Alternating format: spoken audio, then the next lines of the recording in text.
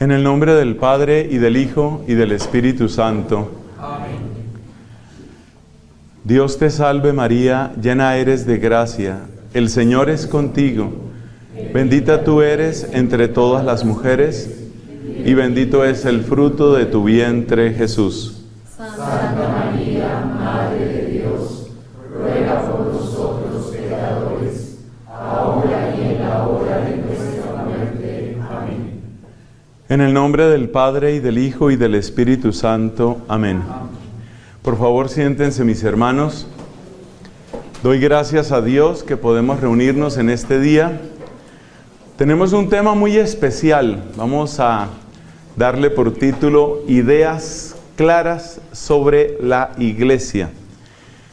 Es un tema de actualidad porque hay discusión, hay polémica, por ejemplo, en muchas redes sociales sobre diversos temas de la Iglesia Católica. Y por eso buscamos un poco de claridad. Personalmente he recibido muchas preguntas y muchas personas que le piden a uno que se pronuncie. Pronúnciese usted. ¿Qué dice usted sobre el sínodo? ¿Qué dice sobre el Papa? ¿Si es válido este Papa o no es válido? ¿Qué pasó? ¿Se acabó la Iglesia?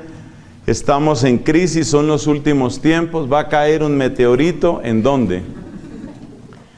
Más o menos es la perspectiva de algunas personas.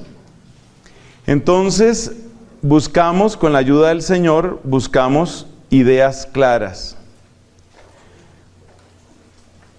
Hagamos primero una introducción, lo que llamamos un punto de partida. Nuestro punto de partida es que empezamos por apartarnos de las visiones milenaristas, tremendistas, trágicas, y le voy a explicar por qué. No hace mucho me visitó amablemente una señora con la mejor de las intenciones a comentarme sobre algunas apariciones de la Virgen. Según estas apariciones, o según lo que ella entendió, esta señora, estamos en los últimos tiempos. Eso significa que viene una gran catástrofe para el mundo, y eso significa que hay que prepararse para esa catástrofe, más o menos como cuando hay un ataque nuclear, hay que prepararse para esto. Entonces ella y lo mismo otras personas de su círculo estaban empezando a proveerse de los elementos necesarios. Por ejemplo, hay que conseguir agua suficiente para varios días, hay que conseguir alimentos no perecederos, hay que conseguir luz, no se puede uno fiar tampoco de que haya internet. Es decir, un poco esta postura. A mí me cuesta mucho trabajo aceptar esa postura, sobre todo por un motivo. Tengo entre mis amigos personas de muy diversa condición social y económica. Muchos de mis amigos y muchas de las personas que más me enseñan sobre cómo es el Evangelio y cómo es Cristo son personas muy humildes. Son personas, y voy a decir la palabra, pobres. Son personas que a veces no pueden comprar completo ni lo del mes ni lo de la quincena, y a veces no pueden hacer mercado para una semana. A mí me cuesta demasiado trabajo pensar que muchas de esas personas que aman a Dios sinceramente, que sirven a Dios con generosidad, hay gente que llega a este convento caminando desde muy lejos. Hay personas de edad avanzada que toman el transporte público, que en Bogotá se llama Transmilenio, y caminan en medio de la noche y a veces el frío para llegar hasta acá, y es gente que no tiene para hacer un mercado de una semana. Por supuesto, esas personas no pueden hacerle caso a la Virgen. Esas personas no tienen un búnker, esas personas no pueden reunir filtros ni cantidad de agua purificada para muchos días, ni pueden hacer un stock de alimentos. Me cuesta demasiado trabajo creer que todas esas personas, simplemente porque son pobres, van a quedar completamente abandonadas. mientras que los que sí tienen recursos económicos y sí pueden tener un buen sótano, un buen búnker y una gran capacidad de almacenar alimentos, esos sí van a sobrevivir. No me parece justo eso, no me parece que corresponde al Dios que conocemos en la Sagrada Escritura. Por esa razón yo creo que sí estamos viviendo tiempos difíciles. Desde hace cerca de 20 años, esa es la predicación. Hay una colección de predicaciones mías que se llama La Biblia en tiempos difíciles. Y si usted hurga en internet puede encontrar algunas de esas predicaciones. Y son de hace 20 años. Y acabo de llegar de una jornada de misión al sur del Huila, en Garzón. Precisamente también allí, cantidad de gente humilde, bella, pueblo de Dios. Gente llegando de veredas, gente llegando de pequeños poblados, gente llegando de otras ciudades. Por cierto, desde aquí le envío un saludo muy cariñoso a la delegación de Florencia, Caquetá, más de 40 personas. Hicieron el viaje hasta Garzón, Huila para participar en ese congreso. Y el título, ¿cuál era? La familia en aguas turbulentas. La familia en aguas turbulentas. O sea que somos conscientes de que los tiempos en los que estamos son complicados, son difíciles. Pero eso no significa que vamos a tomar una actitud de pánico, no vamos a tomar una actitud de miedo, no vamos a tomar una actitud que le da el privilegio solamente a aquellos que pueden acumular mucha agua y muchos alimentos. Yo creo que Dios nuestro Padre tiene planes que son diferentes. La lógica de la Escritura, el lenguaje del Evangelio definitivamente va en otra dirección. Esa es la razón por la que yo no creo en ese tipo de mensajes. Eso no significa que podamos ser o que tengamos el derecho de ser irresponsables con nuestra conversión. Cada uno de nosotros tiene que trabajar en la conversión y cada uno de nosotros tiene que trabajar para que los más pequeños, los que van detrás, puedan recibir claramente el mensaje del Evangelio. En todas partes, ustedes me conocen, siempre hacemos énfasis en los niños, los jóvenes, ustedes que se van a casar, ustedes que van a tener hijos, porque es muy importante preparar a la nueva generación para cosas muy difíciles. Pero a mí no me parece que lo más difícil sea el terremoto, el maremoto, el calentamiento global, el surgimiento de las aguas o un meteorito.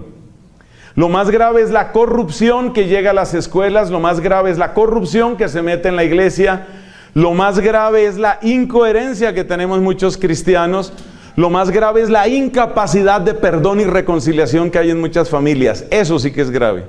Eso sí que destruye y eso es lo que está produciendo unas epidemias de suicidio que no tienen paralelo en la historia de la humanidad.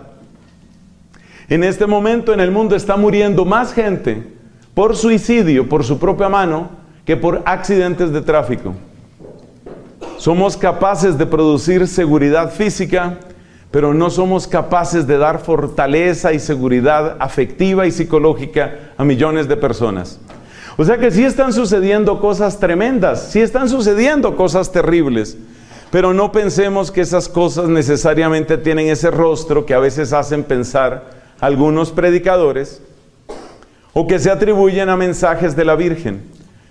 Yo no quiero que nadie me interprete en el sentido de que yo desprecio a la Virgen o desprecio las apariciones, sobre todo las apariciones aprobadas. Si usted busca en mi canal de YouTube, que se llama Fray Nelson en una sola palabra, si usted busca en mi canal, usted se encuentra con que tengo un video, bendito sea Dios, ha sido visto centenares de miles de veces, que se llama Hoy Fátima es más actual que hace 100 años. Y ese video sobre Fátima dice que hay que tomar en serio a la Virgen, porque es que no es el tema de hoy, pero es que estamos viviendo la tercera oleada de marxismo. El primer marxismo es el marxismo económico, el segundo marxismo, que ya mucha gente se dio cuenta, es el marxismo cultural. El tercer marxismo, que es el que está empezando en esta época, se llama el marxismo anárquico, que es el que apela a las entrañas, a las vísceras de la gente para lanzarla al placer de la destrucción. Estamos viviendo el tercer marxismo. Y cuando la Virgen dijo en Fátima, porque yo creo las apariciones de Fátima, cuando la Virgen dijo en Fátima que había que tener cuidado con el marxismo y con las ideas de Rusia, se refería, yo no lo creo que fuera solamente al marxismo económico, que de alguna manera tuvo su límite en 1989, eso viene siendo hace 40 años, hace 30 años. ¿Cuánto es? Del 89, ¿cierto? Eso vienen siendo 30 años, ¿no? Ella no se refería solo al marxismo económico, hay un marxismo cultural, y ese marxismo cultural viene básicamente, empieza en la década de los 60 y luego viene este marxismo anárquico, y hay que preparar a la gente para el marxismo anárquico. Yo veo aquí niños, bienvenidos. Algunos no me entenderán algunas palabras, algunos dirán, ese padre no para nunca, no se le acaba la cuerda. Pero esos niños, poco a poco irán entendiendo. Por eso aquí les decimos, traigan a sus niños. Traigan al niño. El niño no va a entender todo, pero el niño va entendiendo, va entendiendo. No subestimen la inteligencia de sus hijos. Para que ustedes sepan lo inteligentes que son sus hijos, pónganles a que les enseñen cómo se maneja un celular. Entonces, en primer lugar, nos apartamos de la perspectiva terrorista. El pánico es el peor consejero, pero sí sabemos que es necesaria la conversión. Eso sí lo tenemos muy claro. Segundo, en este lugar, en familia espiritual, y yo veo que es una tónica de mi comunidad religiosa, yo soy dominico, nosotros no somos fanáticos de las teorías de conspiración. Las teorías de conspiración o conspiracionistas son esas personas que siempre te miran con una leve sonrisa y te dicen, has vivido engañado. ¿Creías que la Tierra era redonda? ¿Nadie te ha hablado de flat earth? ¿No sabes lo que es el terraplanismo? Pues, momento de despertar, mira, siempre te lo ocultaron, pero la Tierra es plana. Bueno, hay una cantidad de gente, si usted busca, por favor sin enloquecerse, si usted busca terraplanismo en internet, usted ve que hay una cantidad de gente que asegura que nunca fuimos a la luna, que la Tierra es completamente plana. Es decir, hay gente para todo. Esa gente que tiene teorías para todo, también tiene teorías para todo en lo que atañe a la iglesia. Cuando murió el Papa Juan Pablo II salieron una gran cantidad de teorías de conspiración que decían, ese era el último Papa verdadero, ahora viene este Papa. Sacaron la peor foto de Benedicto cuando tenía gripa, neumonía, tifo, mal dormido. Seamos sinceros, a Benedicto uno puede quererlo, pero Benedicto es más bien feo.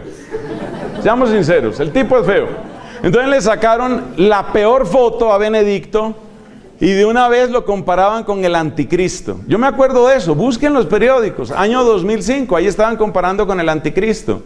Y entonces que ese era un papa falso, que ese era el último papa, no sé qué. Cuando renunció Benedicto, no, en realidad eso no renunció, lo hicieron renunciar, lo tienen prisionero en el Vaticano, pero hay unos mensajes que dicen que se va a escapar y entonces va a ser perseguido. Hay gente que tiene una gran capacidad para aplicar distintos mensajes, para aplicar distintas teorías, y esas se llaman teorías de conspiración. Le voy a dar algunos pequeños tips, como dicen ahora, para reconocer las teorías de conspiración. ¿Cómo hace usted para reconocer a un conspiracionista? Hay algunos tips que sirven para reconocer a los conspiracionistas. Por ejemplo, uno de los tips es que la persona va cambiando continuamente sus argumentos. Por ejemplo, para que no todo se centre en la iglesia, hablemos del caso aquel de la ida a la luna. Hay personas que dicen, nunca fuimos a la luna, todo fue un montaje de la NASA, hubo razones políticas para eso. En realidad, nunca fuimos a la luna, téngalo presente. Entonces a esas personas se les dice, bueno, pero resulta que en la luna hay espejos que fueron dejados por los astronautas. Hay unos sistemas que se llaman láser. Usted puede enviar un láser a la luna y devuelve. Entonces, explíqueme quién puso ese espejo ahí si nosotros no fuimos a la luna. Pero es que, ¿quién maneja esos datos? La NASA, ¿te das cuenta? Ellos mismos, entre ellos, falsean los datos. Entonces, tú te vas dando cuenta que es imposible argumentar con una persona que tiene ese tipo de criterios. Entonces, te sacan otro argumento. ¿Por qué en las fotos de la luna nunca sale ninguna estrella? ¿Por qué? ¿Por qué? A ver, explíqueme por qué. ¿Por qué no sale ninguna estrella? Pues la explicación no es nada difícil. La explicación es muy sencilla. Si usted toma el nivel de reflexión de la luz sobre la superficie lunar, usted se da cuenta que esa cantidad de luz hace muy difícil detectar la muy tenue luz que tienen las estrellas. Entonces se presentan cifras y se presenta cómo se refleja la luz en las superficies, etc. Y entonces la persona vuelve y cambia. Cuando una persona está cambiando y reforzando su teoría, quiere decir que muy posiblemente estás ante un conspiracionista. Entonces, para decirlo brevemente, este servidor que les habla no tiene la más mínima duda de que el Papa único y legítimo de la Santa Iglesia Católica es el Papa Francisco, conocido como Jorge Mario Bergoglio, mientras se encontraba ejerciendo como arzobispo y cardenal de Buenos Aires. Ese es el Papa de la Iglesia. Hay cosas que nos gustan de él, hay cosas que no nos gustan de él, hay cosas que no entendemos de él, hay cosas que llegan muy a tiempo, hay otras que no sabemos por qué las está diciendo, pero esa es otra discusión. Las teorías de conspiración de que él no es papa no tienen sentido, ya mucha gente ha hablado de eso. El mismo Papa Benedicto ha dicho 2 veces que yo sepa, ha dicho exacta y abiertamente, el Papa es el Papa Francisco. En la iglesia no hay 2 papas, uno es el Papa Francisco. La expresión Papa emérito es lo mismo, es tomada de obispo emérito. El obispo emérito no ejerce como obispo, sigue siendo obispo, pero no ejerce como obispo. El Papa es el obispo de Roma, es el obispo emérito de Roma. Eso es toda la historia con el Papa Benedicto. Entonces nosotros no vamos a entrar en teorías de conspiración sobre el Papa. No vamos a entrar aquí en teorías de si ese es el otro Papa o no. Me acuerdo una vez hablando, yo tengo cada vez menos paciencia para hablar con conspiracionistas. Hablando con uno de estos le decía, pero mira, Benedicto acaba de sacar, no hace mucho, hace unos cuantos meses sacó otro documento. Eso fue el año pasado, 2018, fue este año 2019, le digo, sacó otro documento. Claro, como lo tienen prisionero, como lo obligan, como lo presionan, dime qué argumento se le puede presentar a una persona que está cambiando continuamente su historia. Entonces, aquí no admitimos teorías de conspiración. Nosotros no creemos en eso. Tercero, nuestro primer interés en este lenguaje, en esta charla, no es imponer ni un modelo litúrgico, ni un modelo político, ni un modelo pastoral siquiera. Lamentablemente hay personas que, siendo muy valiosas, porque lo son, muy valiosas por su inteligencia, muy valiosas por su formación, han enfilado todas sus baterías a atacar al Papa Francisco, o algunos aprovechan los desórdenes actuales, los errores del Papa, después vamos a hablar de errores del Papa, los errores del Papa, los problemas del Papa, aprovechan todo eso para decir, ¿se da cuenta? Es que la iglesia, después del Concilio Vaticano II, ya no es la verdadera iglesia. La verdadera iglesia era la que llegó hasta 1962, cuando empezó el Concilio Vaticano II. La verdadera iglesia es la que celebra la verdadera misa es la misa tridentina, es la misa en latín. Bueno, quiero contarles que yo soy profesor de latín. Quiero contarles que con alguna frecuencia rezo en latín y no tengo ningún inconveniente con el breviario, la liturgia de las horas en latín, y me gusta y encuentro cosas muy bellas ahí.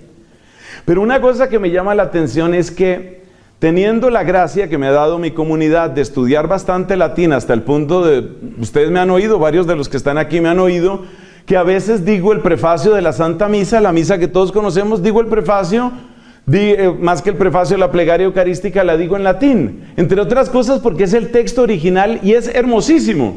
Pero una cosa que me llama la atención es que la inmensa mayoría de las personas que son fanáticas de la misa tridentina no tienen mayor interés en aprender ningún latín. Entonces yo me pregunto qué es lo que realmente les mueve, porque evidentemente no se trata de una comprensión más profunda de los textos, porque no saben latín. Y algunos de ellos, cuando intervienen en foros o en redes sociales, terminan diciendo cosas que los que conocemos más latín sabemos que están mal dichas. Sabemos que están conjugando, que están declinando mal. Como si usted oyera, si usted habla francés y alguien le habla una cosa que supuestamente es francés y usted dice, eso no se dice así. Exactamente lo mismo me pasa a mí.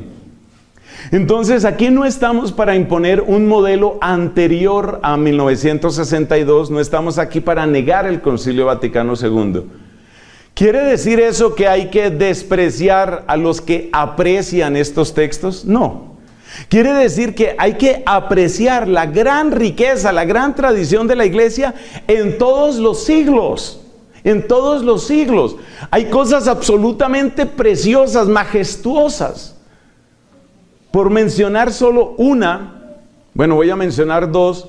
Hay unos himnos litúrgicos que no tienen paralelo en ninguna lengua que yo conozca y sé leer en varias lenguas y entiendo varias lenguas. Por lo menos el inglés y el francés y el italiano y el latín y el español los entiendo muy bien. Y yo le puedo decir que hay himnos en latín que no tienen una traducción realmente adecuada en ninguna otra lengua. Entre otros, uno de los más bellos himnos al Espíritu Santo que se llama Veni Creator Spiritus. Eso es absolutamente hermoso. Las traducciones son bellas, pero se quedan cortas frente al original.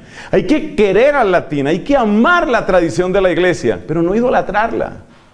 Eso es lo que yo estoy pidiendo. Entonces las personas que están oponiendo una misa a la otra misa están realmente haciéndole mucho daño a la iglesia. Yo viví esa experiencia, por ejemplo, en mis estudios de doctorado en Irlanda. Nos turnábamos los padres de aquel convento de dominicos, nos turnábamos para ir a celebrar la misa en un pequeño oratorio de San Martín de Porres.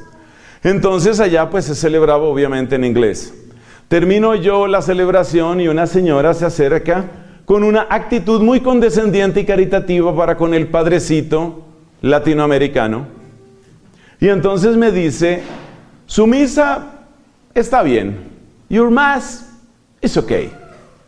Su misa está bien, pero ¿usted sí conoce la misa de verdad? Do you know the all right mass? ¿Conoce la misa de verdad? O sea, hay una misa que es la misa ¿no? Como ese estudiante que pasó, ¿no? Apenas pasó la materia con 3,5. Y hay otra que sí es la misa de verdad, la de veras. Ese tipo de actitud no sirve para nada. Ese tipo de actitud destruye. Yo te digo, ama el gregoriano, ama el latín, ama las antífonas preciosas. Incluso yo en una época en que tenía un poquito más de tiempo, y eso está en mi página de Spreaker, yo tengo una cantidad de oraciones grabadas en latín porque me encanta. O sea, no es chiste. Yo compongo música también para esas creaciones en esa lengua. Entonces, ámalo, conócelo, valóralo, pero no lo idolatres, por favor. No es bueno que lo idolatres. Eso es lo que yo estoy pidiendo. Como no hay que idolatrar nada, ninguna otra cosa, ningún otro estilo. Terminemos la parte introductoria. Reconocemos entonces de entrada que en la Santa Iglesia Católica hay variedad dentro de ciertos límites y debe haber unidad. Precisamente la belleza de la iglesia es como la belleza de la naturaleza y más. ¿No es verdad que eso nos fascina de la naturaleza? Que no todas las flores son iguales. ¿No es verdad que tú, lo mismo que yo, sentimos una fascinación especial cuando encuentras una flor que por su forma, por su color, por su tono, por su degradé, tú dices, pero ¿cómo es? Nunca había visto algo así. Así es también la iglesia. Hay diversidad de dones, pero un mismo espíritu, nos enseña el apóstol San Pablo. Y es bueno reconocer eso. Eso no significa que en la iglesia todo vale, pero sí significa que nuestra primera actitud es una actitud de cultivar al mismo tiempo la unidad y amar la diversidad. Diversidad dentro de ciertos límites y unidad que no se vuelva tiranía y se vuelva simplemente uniformidad. Bueno, terminada esa introducción, vamos con nuestros 3 puntos. Lo primero que vamos a hablar es sobre la indiferencia y el desprecio que hoy hay hacia la iglesia. Y vamos a explicar por qué sucede esto. Para mí es muy doloroso porque yo puedo decir que yo he tenido 2 conversiones, 2 grandes conversiones en mi vida. La primera, después de ciertos devaneos en mi juventud, la primera hacia el amor esplendoroso de Jesucristo. Pero después, esta orden dominicana a la que yo pertenezco, sobre todo mi fundador, que se llama Santo Domingo de Guzmán y que es conocido precisamente como Lumen Ecclesiae, luz de la iglesia. Mi fundador y otros muchos santos me dieron lo que podríamos llamar una segunda conversión, que es un amor apasionado hacia la iglesia. Y cuando digo la iglesia significa la iglesia que está sobre esta tierra, significa la iglesia que está en el purgatorio, significa la iglesia que está en el cielo. Yo amo la iglesia, la amo con todo mi ser y quisiera persuadirte, invitarte a que tú también te llenaras de ese amor. Por supuesto, si amo la iglesia que está en esta tierra, quiere decir que hay muchas llagas, hay muchos problemas, hay muchas cosas que no nos gustan, hay muchos escándalos y pecados y vamos a hablar un poco de eso. ¿Por qué hoy hay tanta indiferencia? ¿Por qué hoy hay tanto desprecio hacia la iglesia? Hay varias causas. Lo primero está indudablemente en los medios de comunicación. Las noticias positivas hacia la iglesia son mínimas y casi únicamente aparecen cuando hay una referencia a algún tipo de caridad física, corporal, material. Entonces, cuando aparece una Madre Teresa de Calcuta, pues la gente dice, interesante la iglesia. En esos momentos parece interesante la iglesia. Pero la verdad es que la inmensa mayoría de las noticias que salen por todos los medios, pues son noticias que nos hablan de los escándalos de la iglesia. El sacerdote que se robó una plata, el sacerdote que se lanzó a la política, como pasa aquí en Colombia ahora para vergüenza de todos nosotros. En el norte de este país, un sacerdote deja su sacerdocio, se lanza a la política, resulta elegido y entonces sonríe ante las cámaras para decir, mi lema fue, este pueblo tiene cura. Y con eso resultó elegido.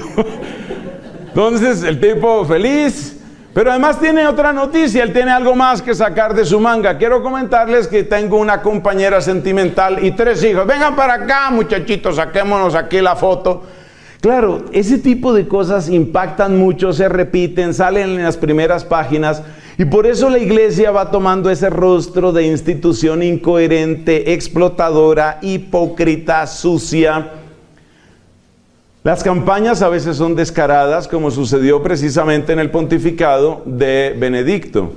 Ustedes saben que desde el principio hasta el final del pontificado de Benedicto no había noticia prácticamente que se dijera de él si no se incluía la palabra pederasta.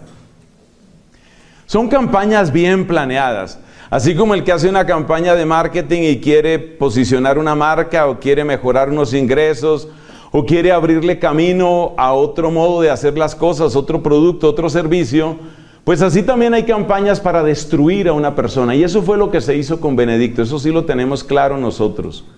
Eso fue así. Para mí un momento absolutamente deprimente, triste, fue cuando aquel papa que yo quiero tanto, Benedicto, no lo canonizó todavía, cuando él fue a la isla de Malta, él tenía varios encuentros fundamentales en ese lugar.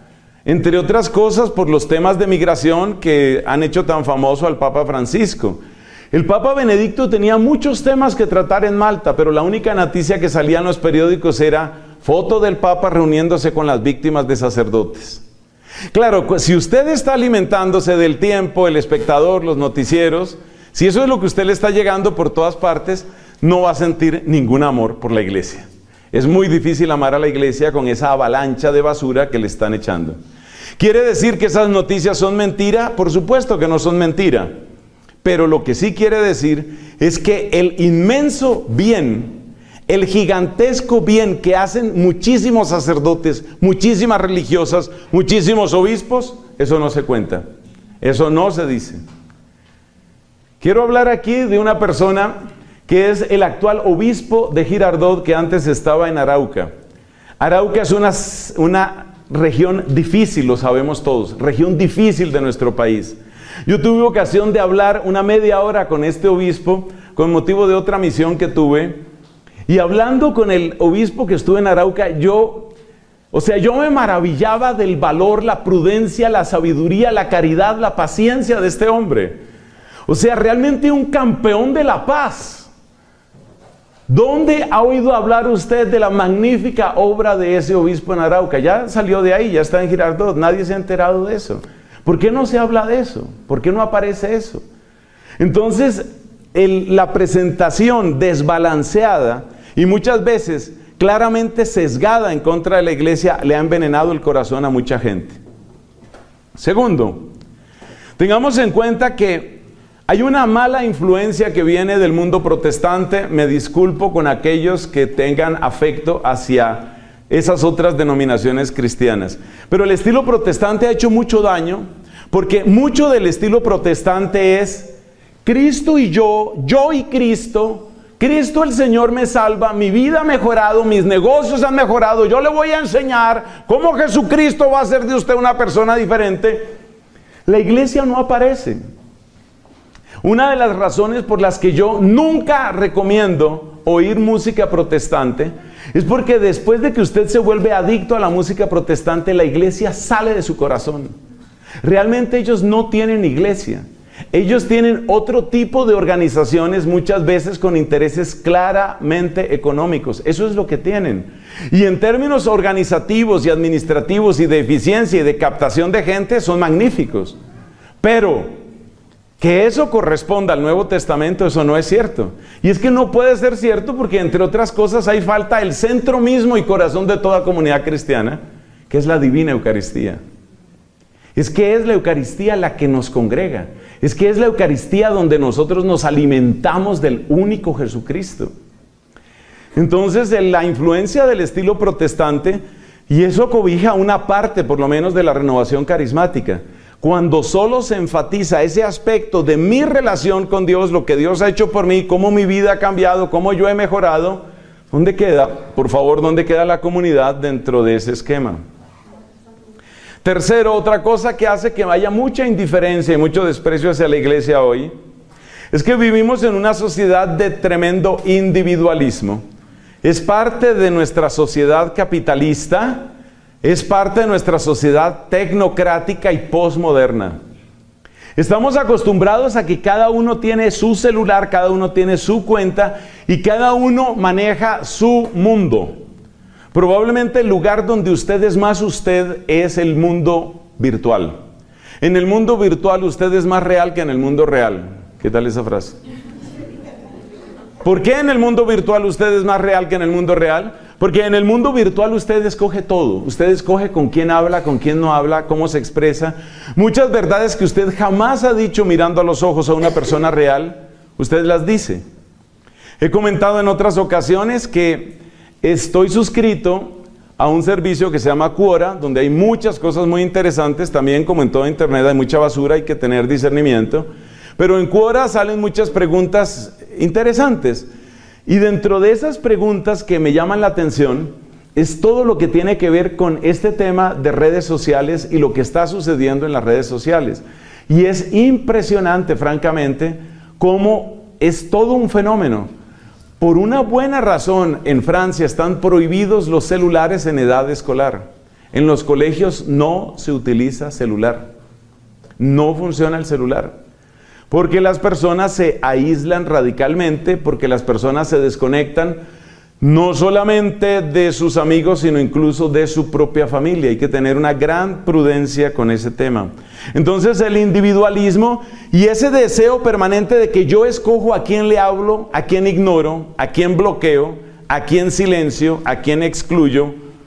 Porque es que ahora hay una gama de verbos, ¿no? Todos esos verbos sirven. Usted puede silenciar, ignorar, bloquear, repudiar, ¿qué más hay?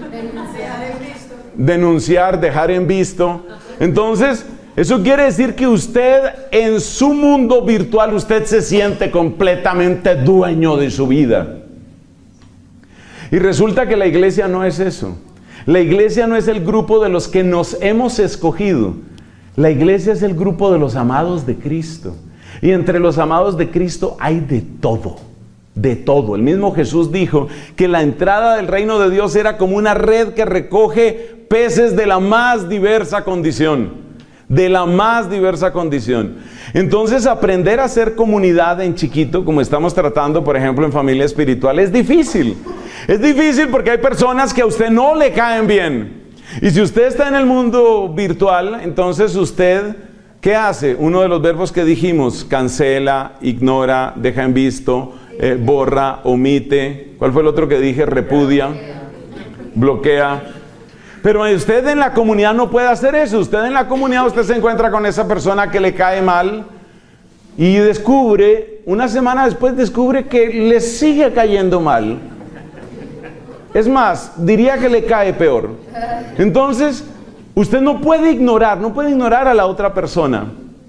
Y por eso es muy importante tener cuidado con las comunidades, con nuestras comunidades reales, porque hay comunidades reales que se están haciendo a imagen de las comunidades virtuales. Ojo con eso. Ojo con eso. Tiene que ser al revés. Es verdad que las comunidades virtuales pueden prestar un cierto servicio, pero el derecho de las cosas, y eso lo dijo en su momento Benedicto, al cual estoy citando bastante hoy, las comunidades virtuales tienen que ser imagen de la vida real, no lo contrario. Pero ¿qué está pasando? Que ahora estamos haciendo comunidades reales que se asemejan a las comunidades virtuales. Es decir, reunámonos todos los que nos caemos bien. Reunámonos todos los que somos simpáticos. Reunámonos todos los que somos bonitos. Entonces, ¿qué pasa? Que una cantidad de gente queda excluida. Y en ese sentido yo estoy muy de acuerdo con las denuncias a la exclusión que hace el Papa Francisco, porque él dice que uno de los grandes problemas de nuestra época es la facilidad con la que excluimos. Nada más hace 1 o 2 días hablaba de cómo la lógica que hay detrás del sistema carcelario, yo sé que se necesitan centros penitenciarios, pero la lógica que hay detrás del mundo carcelario es: ¿a quién quiero excluirlo? Que no aparezca en mi vida. Eso está muy metido ahí. Entonces date cuenta que estamos haciendo comunidades reales a imagen de las comunidades virtuales. Es decir, vamos a reunirnos todos los que sí somos simpáticos, vamos a reunirnos todos los que sí somos bonitos. Yo, como participo también del mundo virtual, pues he tenido que recibir de todo, muchísimo apoyo, muchísima oración, mucho cariño de muchas personas, pero también, ustedes saben, insultos, calumnias, etc. A veces los insultos son simpáticos. Un señor, un adulto homosexual español, puedo decir todo esto porque él mismo me dijo que él era todo eso y lo dijo públicamente respondiendo a alguno de mis tweets. Entonces me dice: ¿cómo usted, siendo tan gordo,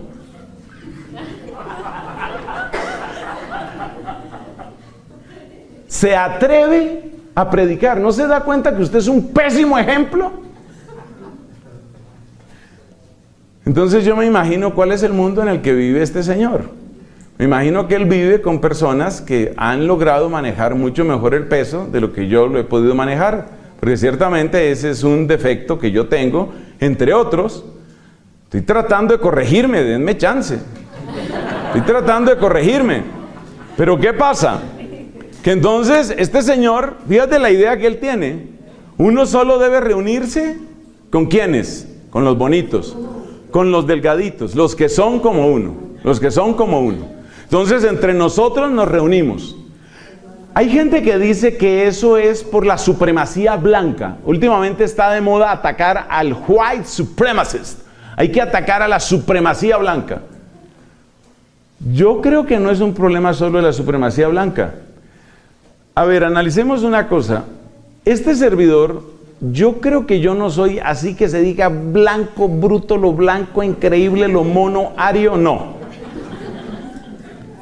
Creo que tampoco soy exactamente afrodescendiente.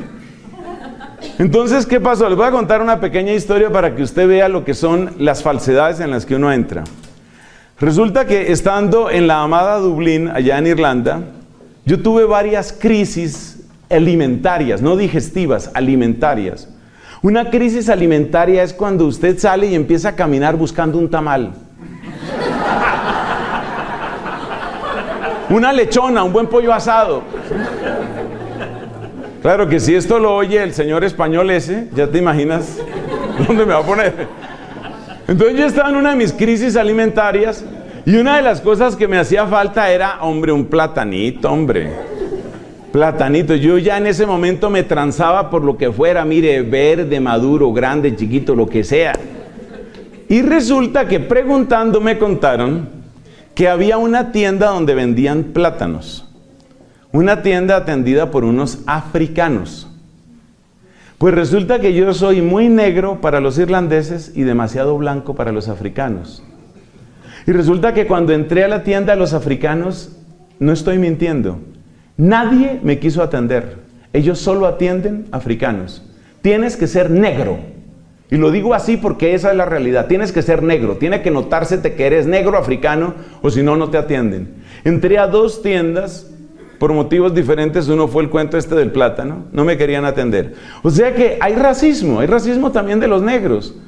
Eso también existe. A mí no me vengan con historias de que todos son los blancos y los blancos los malos de la película. Eso tampoco es cierto. Pero ¿a dónde voy? A que esta mentalidad se mete también en la iglesia. Y en la iglesia también se mete la idea de que vamos a reunirnos nada más nosotros. Por eso, en esta comunidad, que no tiene que ser la única, ni la última, ni la mejor, pero en esta comunidad nosotros hemos pensado siempre y hemos querido siempre que puedan hacer presencia distintas personas.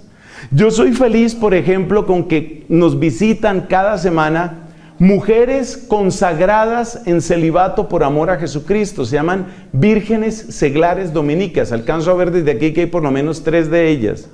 Son mujeres consagradas. Aquí hay mujeres casadas, aquí hay mujeres solteras, aquí hay mujeres viudas, aquí hay mujeres separadas y por supuesto hay hombres en esas mismas condiciones. Aquí hay niños, aquí hay jóvenes. Eso se me parece mucho más al Nuevo Testamento. Eso se parece mucho más a la iglesia como Dios la quiso. Entonces, ¿qué pasa? Que cuando nos vamos llenando de ese individualismo y empezamos a escogernos demasiado, la iglesia real, que es la iglesia que acoge todas estas personas, esa iglesia real no nos interesa. Porque empezamos a encontrar gente que no es tan inteligente.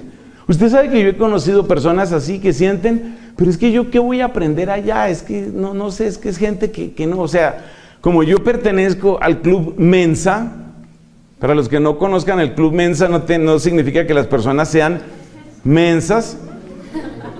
El Club Mensa es exactamente lo contrario. El Club Mensa es de personas que se encuentran, no sé si es dentro del 10 o el 5% más alto de coeficiente intelectual de toda la población, o sea que es gente muy inteligente. Entonces hay personas que quieren que la iglesia sea el Club Mensa, así como el señor ese español quería únicamente reunirse con los delgaditos.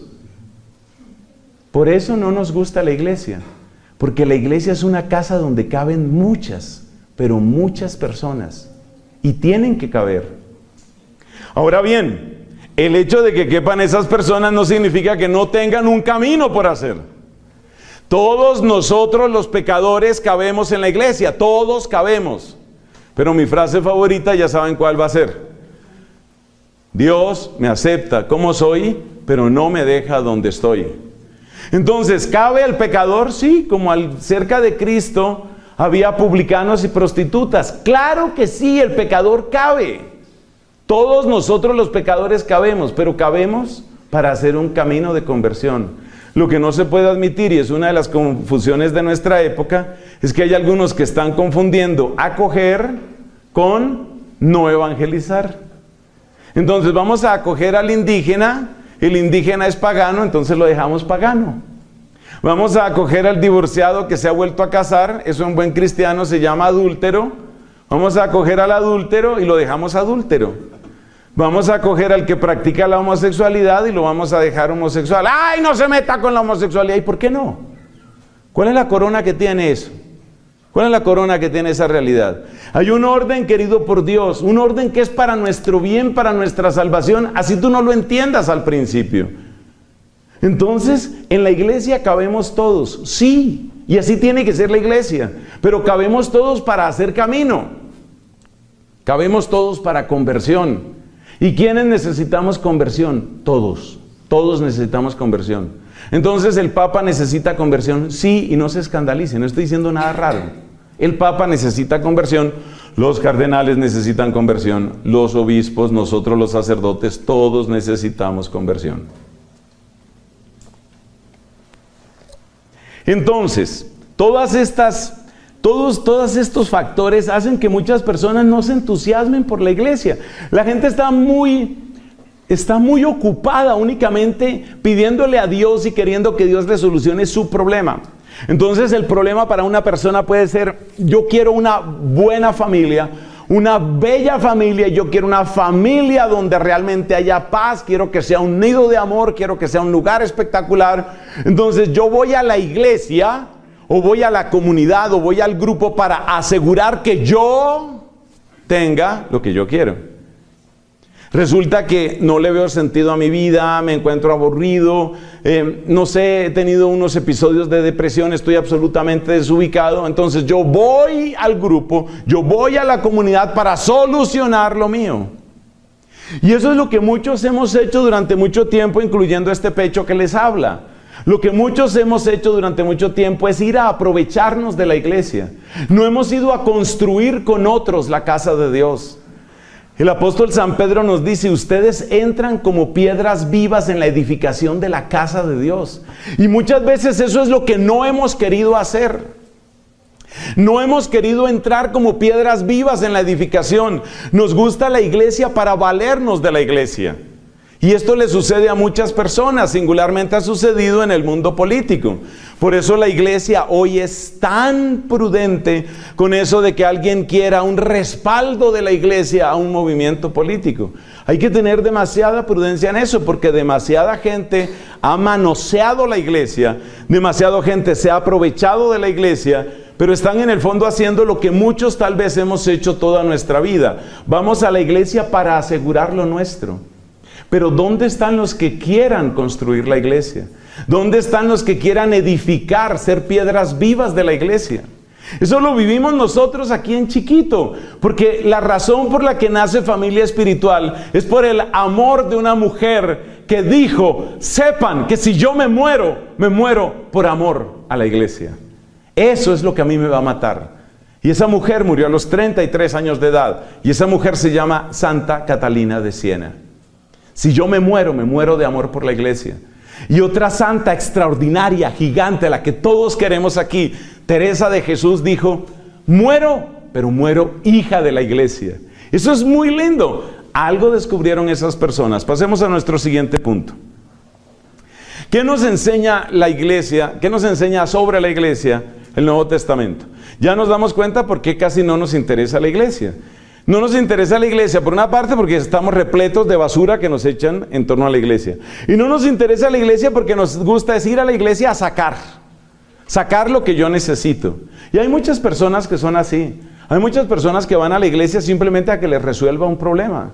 Y si la iglesia no está para ponerle el sello, o no está para darle la absolución cuando usted la quiere y como usted la quiere, entonces esa iglesia no me sirve, y por eso la gente se vuelve protestante.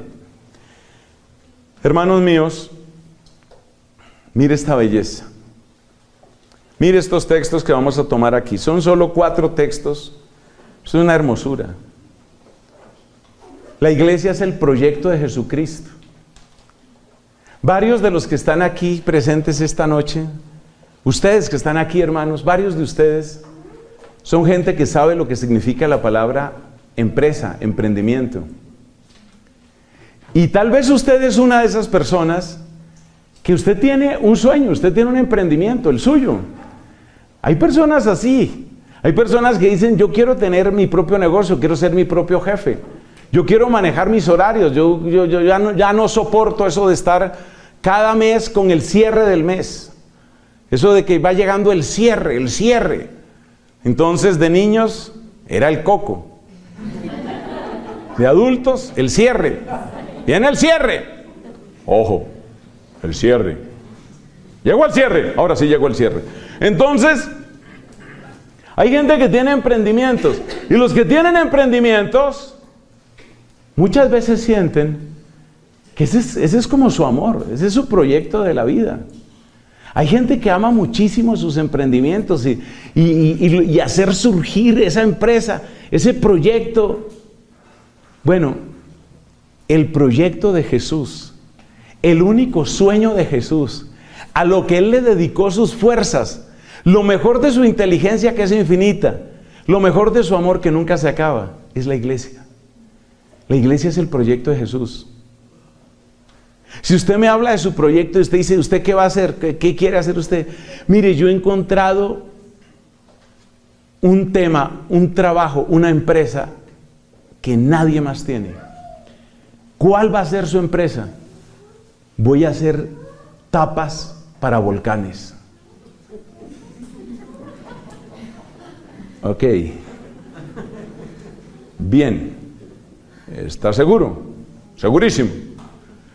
Si su proyecto son las tapas para volcanes y yo me burlo de su proyecto, si yo desprecio su proyecto, si yo nunca le pregunto por su proyecto, ¿usted cómo se siente? ¿Dónde dice la Biblia que la iglesia es el proyecto de Jesús? Lo dice en Mateo 16, precisamente cuando le habla a Pedro. Tú eres Pedro, sobre esta piedra edificaré mi iglesia. En esas palabras no hay solo una disposición administrativa, es el corazón de Jesús. Es el corazón de Jesús, mira, diciendo esto es lo que yo quiero hacer, esa es mi iglesia. No dice edificaré la iglesia o edificaré una iglesia. Dice edificaré mi iglesia, es la suya, es su proyecto. Segunda frase, es el amor de su alma. Efesios capítulo 5. Cristo amó a la iglesia y se entregó por ella. Por eso a todos los que me dicen, que no son pocos, los que me dicen, mira, a mí Jesucristo me cae bien. Yo con Jesucristo realmente no tengo problema, me parece que Él, sí, es decir, está bien. Cero problema con Cristo. Pero ya la iglesia, por todo lo que hemos dicho, ¿no? Toda esta basura y todas estas cosas que le echan uno encima, iglesia no. Entonces ese es el lema de muchas personas, Cristo sí, iglesia no. Pero ¿qué tal? Piense usted en las personas que están aquí casadas o en las que tienen ese noviazgo tan especial. Imagínese que yo le dijera a usted, mire, yo a usted realmente lo quiero, pero ese espantapájaros que consiguió de esposa, o sea, permítame decirle que realmente sí. O sea, yo tenía otro concepto de usted. O sea, usted, imagínese cómo se siente esa persona. Cada vez que usted oiga la frase, Cristo sí, iglesia no, acuérdese de este chiste bobo. Acuérdese de lo que sería decirle a una persona, yo sí le quiero a usted, pero su tal esposa esa no, eso no. Y de hecho usted sabe que los amigos que no merecen el nombre de amigos cuando se trata de un esposo, son aquellos que quieren ser amigos del esposo, pero no amigos de la esposa. Esos tienen un nombre en colombiano, se llaman los amigotes.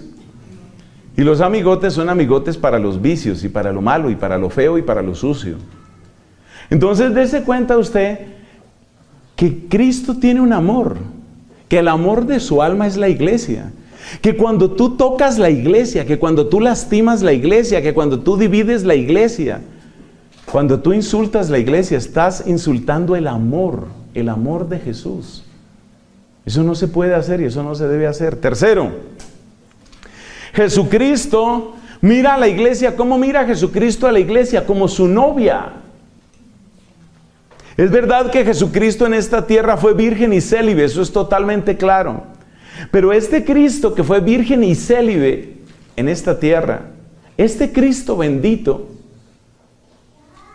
va a celebrar sus bodas. Apocalipsis capítulo 21. Y la iglesia es la novia y la iglesia es la esposa de Jesús. Lo que pasa es que esa novia, mientras la vemos ahora, le pasa lo mismo que le pasa a muchas novias. A mí no me vengan con la historia que las mujeres están todo el tiempo tan bonitas como cuando llega el día de la boda. De hecho, a mí me ha pasado con algunas parejas que uno las ayuda a preparar y llega el día de la boda y uno siente que el tipo se está casando con otra. Uno dice, ¿sí será? ¿No será? Yo por eso ahora cargo un huellero. Señorita, por favor, ponga aquí porque no sabe uno en qué momento el hombre hizo todo su curso, hizo su preparación y cuando llega a la boda llega con otra. Entonces, ¿qué pasa? Lo mismo pasa con la iglesia. La iglesia no es tan bonita. Hoy no es tan bonita. Tiene cosas bellísimas. O sea, estamos hablando de la iglesia, quiere decir que estamos hablando del Padre Pío, quiere decir que estamos hablando de Santa Teresa del Niño Jesús, quiere decir que estamos hablando de San Francisco, San Maximiliano María Kolbe, San Ignacio. Estamos hablando de gente dura, gente realmente dura. Pero así como hay esos gigantes, así también hay unos escándalos terribles y hay unos papas que dan vergüenza. Y hay unas situaciones que uno dice, no, pero ¿cómo pudo haber pasado eso? Pero sí pasó, sí pasó. Esa es la importancia de estudiar teología. Si usted logra terminar su carrera de teología y conserva la fe, que no todos la conservan, pero si usted termina la carrera de teología y tiene fe, eso le sirve muchísimo. Porque quiere decir que una de las cosas que usted va a hacer es estudiar historia de la iglesia. Y la historia de la iglesia es terrible, es terrible. Usted empieza a mirar una serie de cosas y realmente uno sale avergonzado de muchas clases, sale muy feliz de otras, pero uno sale avergonzado y uno dice, ¿eso cómo pasó? Hay una cantidad de etapas en la historia de la iglesia que son vergonzosas. Y eso es bueno, entre otras cosas, para poner en contexto los tiempos que vivimos. Porque algunas personas, malentendiendo las cosas, creen que si uno dice el Papa se equivocó, no, se alejó de la iglesia, usted está dividiendo la iglesia, ¿por qué hace eso? No se da cuenta que está destruyendo. Usted que predica tanto, ¿por qué despedaza la iglesia? No, señor, deje el escándalo, deje el nerviosismo, sentémonos y hablemos las cosas. Las cosas se pueden hablar. Y usted se puede dar cuenta. Precisamente vamos a terminar esta predicación tocando muy brevemente algunos puntos, y uno de ellos es aclarar este asunto de la infalibilidad, porque algunos creen que la infalibilidad del Papa consiste en que todo lo que él diga tiene que ser absoluto, definitivo y perfecto, y eso no es lo que significa la infalibilidad. Entonces, ¿qué es la iglesia? La iglesia es la novia de Jesús. La iglesia es la esposa de Jesús. Y la iglesia, me gusta muchísimo la expresión la novia, porque la novia que se va a casar, siempre la novia que se va a casar, vive esa alegría, esa preparación. O sea, si ella realmente ama a su esposo, pues ella quiere estar absolutamente bella, por decirlo de alguna manera, perfecta, radiante, porque quiere agradar en todo a su amado. Y en ese camino está la iglesia. Lo que pasa es que como es la boda con el Hijo Eterno de Dios, que no es cualquier pareja, que no es cualquier novio, la preparación es larga. Y esa preparación de la novia, esa preparación de la iglesia es muy larga, muy larga. Esa preparación larga de la iglesia, esa es la que estamos viviendo ahora. ¿Y cuándo va a terminar? No tenemos ni idea. No sabemos cuánto más va a durar. Si me preguntan a mí, pero mi palabra no tiene particular autoridad en este tema, y seguro que en otros tampoco. Si me preguntan a mí, yo creo que faltan siglos para eso. Faltan siglos. Yo tengo razones para pensar que faltan siglos para que eso suceda. Pero eso no es importante. Yo más bien sigo la línea de tantos que han predicado desde la antigüedad a los padres de la iglesia, diciendo, Cristo nos ocultó el día y la hora final para que cada uno de nosotros sepa que debe prepararse como si fuera a suceder en su propio tiempo. Entonces yo no tengo que buscar la conversión ni crecer en la santidad, porque ya tengo certeza de que va a caer el meteorito o vienen no sé cuántos días de oscuridad. No, yo necesito convertirme porque hay alguien que me ha amado hasta el extremo. Porque hay alguien que ha derramado su sangre preciosa para que todos mis pecados sean perdonados. Porque hay alguien que desde el cielo está suplicando por mí y trae el don y el poder del Espíritu Santo. Por eso yo quiero convertirme. Mi conversión ha de ser una respuesta de amor, no una respuesta de terror, ni una respuesta de miedo. Entonces la iglesia es la esposa. La iglesia bendita es la esposa, es la novia, y se está preparando. Pero y todas estas porquerías que salen y toda esta corrupción que sale, me perdona la comparación, pero eso es más o menos lo mismo que cuando una persona se asea. Cuando usted se asea, cuando usted se baña, lo que sale de su cuerpecito lindo y precioso, ¿qué es? En mi pueblo se llama mugre. ¿Qué es lo que le sale a usted del cuerpo cuando usted se baña? Pero es que lo que pasa es que yo soy muy bonita, y de su cuerpo muy bonito, ¿qué sale? Mugre. Eso. Entonces usted es toda bonitica, pero de su cuerpecito bonitico sale mugre. Entonces de la iglesia tiene que salir todo el mugre, o la mugre, es más común el femenino. De su cuerpo tiene que salir toda la suciedad, tiene que salir toda la mugre. Del cuerpo de la iglesia tiene que salir toda la suciedad, toda la mugre. Por eso cuando le preguntaron a Santa Teresa de Calcuta, Madre Teresa, cuando le preguntaron a Santa Teresa de Calcuta, ¿usted ¿qué querría hacer por la iglesia? Y ella respondió, convertirme. Esa es la primera tarea de nosotros, es esa. Cada paso que tú das en tu conversión y ayudando a que otros conozcan a Jesús y lo amen y se aparten del pecado que a todos nos cuesta, eso es sacar la mugre, eso es bañar la iglesia. Y la gente que ha hecho una gran obra como un Santo Domingo de Guzmán, como un San Ignacio de Loyola, ha propuesto caminos preciosos para que miles de personas emprendan resueltamente un camino de pureza, un camino de belleza ante Dios. Eso es lo que nosotros podemos hacer. Eso es ayudar a preparar el matrimonio de Cristo. Entonces yo puedo apresurar el matrimonio de Cristo, claro, y por favor hágalo. ¿Cómo puedo apresurar el matrimonio de Jesús? Lo puedo apresurar sacando la mugre de mi vida y ayudando a que otros también vivan de la mejor manera posible. En eso consiste exactamente. Bueno, último punto. ¿Qué más es la iglesia? Efesios capítulo 1. Es como el cuerpo de Cristo. Tú no puedes tocar la iglesia, tú no puedes lastimar la iglesia sin lastimar nuevamente a Cristo. Acuérdate también Hechos de los Apóstoles capítulo 9. ¿Qué es lo que le dice el Señor a ese hombre llamado Pablo de Tarso? ¿Qué es lo que le dice? Pues lo que le dice es, porque él pregunta, Señor, ¿quién eres? Y entonces responde Jesús, yo soy Jesús a quien tú persigues. ¿Y a quién estaba persiguiendo Pablo? A los cristianos. Y si estás persiguiendo a los cristianos, estás lastimando el cuerpo de Jesús, estás persiguiendo a Cristo. Tú no puedes perseguir el cuerpo de Jesús sin perseguir a Jesucristo. No puedes dañar la iglesia sin dañar a Cristo. Entonces es necesario entender que tenemos todas estas potentes razones. Y por eso yo espero que también nosotros tengamos ese amor increíble, ese amor grande por la iglesia. ¿Y qué será amar la iglesia? Pues en primer lugar vivir nuestro bautismo. En segundo lugar vivir los sacramentos.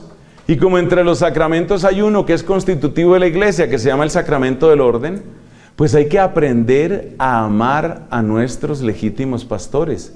Empezando por el Papa, los obispos, nuestros sacerdotes. Yo sé que hay mucho sacerdote que no es demasiado amable.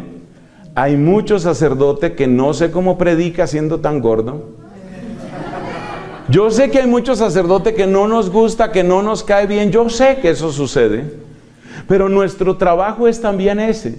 Y a través del amor bien entendido a nuestros pastores y a través de nuestra oración, consejo, corrección fraterna, todos estamos ayudando a que la iglesia sea realmente bella y pueda cumplir mejor su misión, que es preciosa.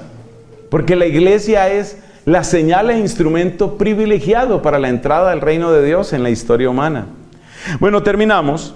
Entonces, vamos a acabar esta explicación, este comentario, con algunas aclaraciones que yo creo que nos van a servir.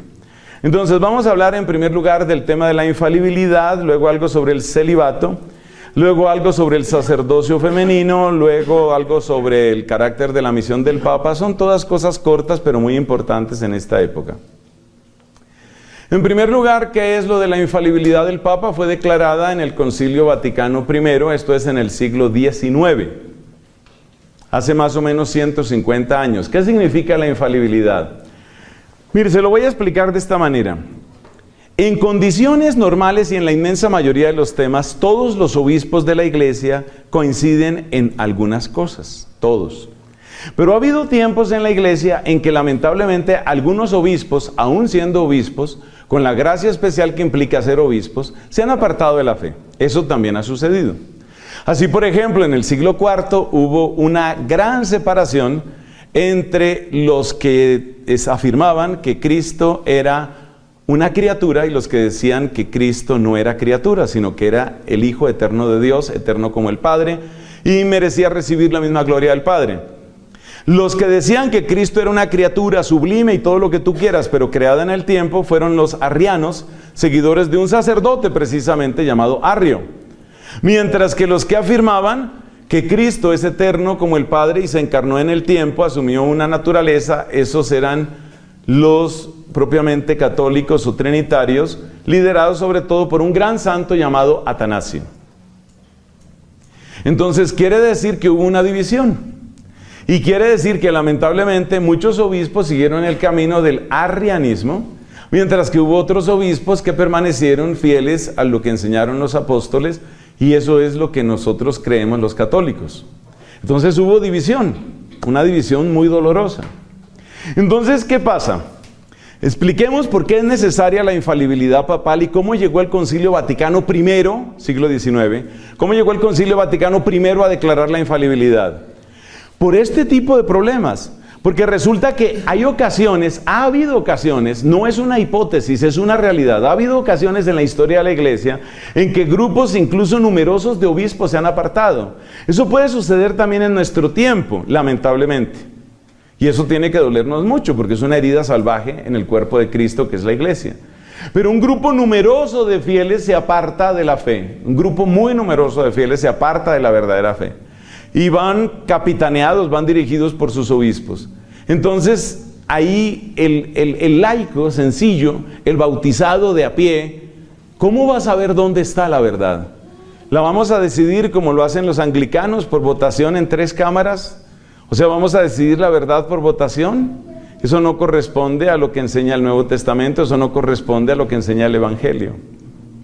Entonces, si es verdad que la Iglesia está llamada a permanecer para siempre hasta el fin de los tiempos, y si es verdad que la Iglesia está asistida por el Espíritu Santo, debe haber un último recurso. Oiga la expresión que utilizo. Debe haber un último recurso para que el conjunto de los fieles no se pueda equivocar en las materias esenciales de la fe.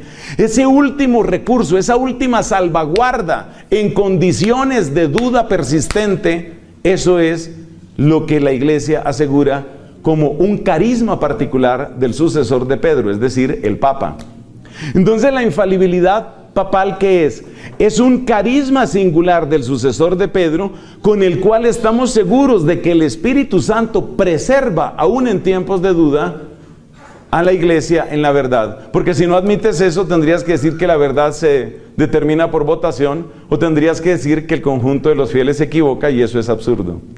Entonces, la infalibilidad papal solo se refiere a poquísimas, contadísimas frases.